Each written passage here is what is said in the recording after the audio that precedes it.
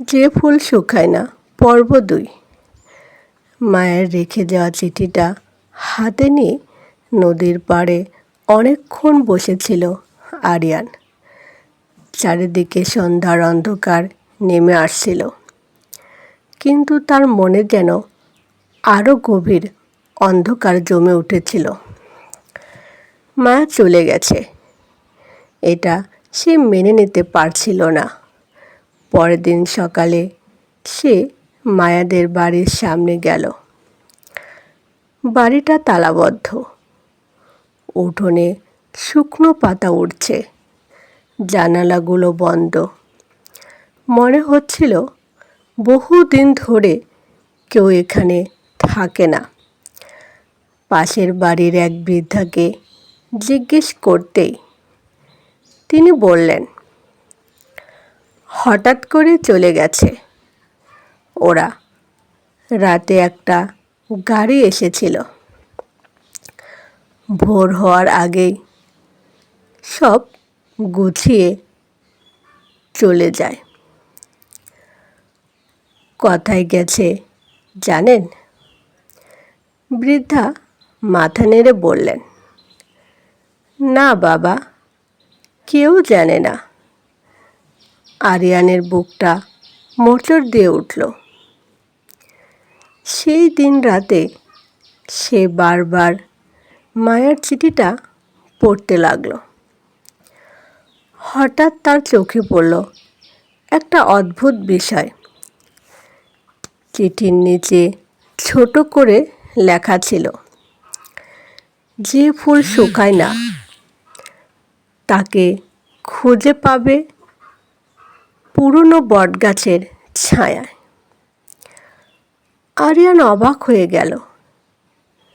এটা কি শুধু একটা কথা, নাকি কোনো সংকেত?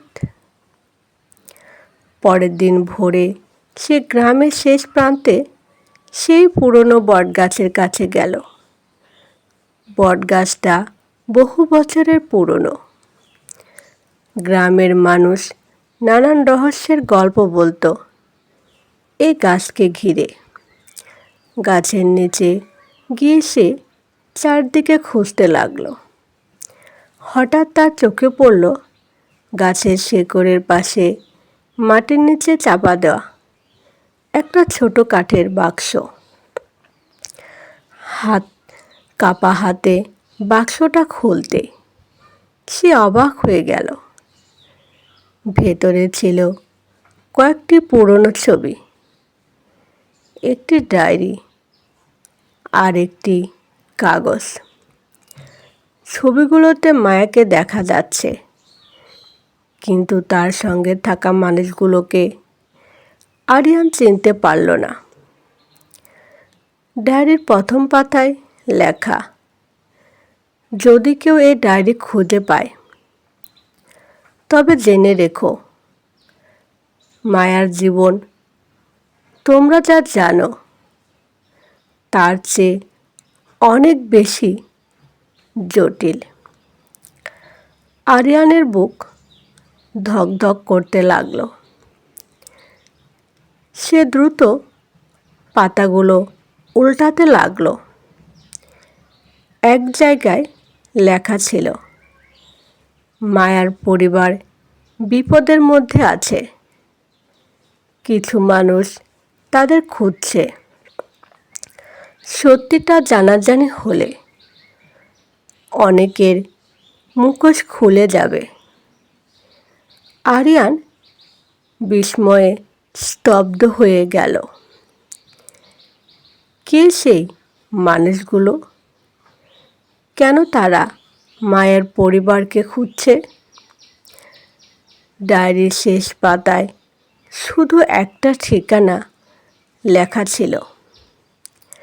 ঠিকানাটি ছিল অনেক দূরের এক শহরের। আরিয়ান বুঝতে পারল, মায়া হয়তো ইচ্ছে করে এই সূত্রগুলো রেখে গেছে।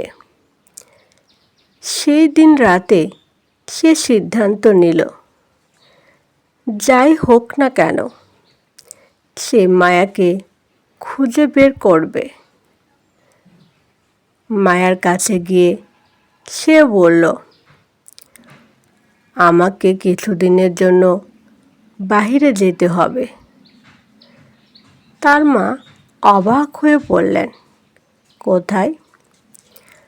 আরিয়ান কিছুক্ষণ চুপ থেকে বলল, একজন মানুষকে খুঁজতে। মা ছেলের চোখের দিকে তাকিয়ে বুঝতে পারলেন এই সিদ্ধান্ত বদলানোর নয়। পরের দিন ভোরে একটি ব্যাগ কাঁধে নিয়ে আরিয়ান যাত্রা শুরু করলো। কিন্তু সে জানতো না তার প্রতিটি পদক্ষেপ নজর রাখছে অচেনা কেউ। দূরে একটি কালো মোটরসাইকেলের পাশে দাঁড়িয়ে থাকা লোকটি মোবাইলে ফোন করে বলল, ছেলেটা ডায়েরি পেয়ে গেছে, সে শহরের দিকে রওনা দিয়েছে। ও পাশ থেকে ভেসে এলো ঠান্ডা কণ্ঠস্বর, তাহলে ওকে থামাতে হবে যে কোনো মূল্যে। আরিয়ান তখনও জানতো না তার সামনে অপেক্ষা করছে এমন এক সত্য যা শুধু মায়ার নয়, তার নিজের জীবনকেও বদলে দেবে। চলবে কি তৃতীয় পর্ব?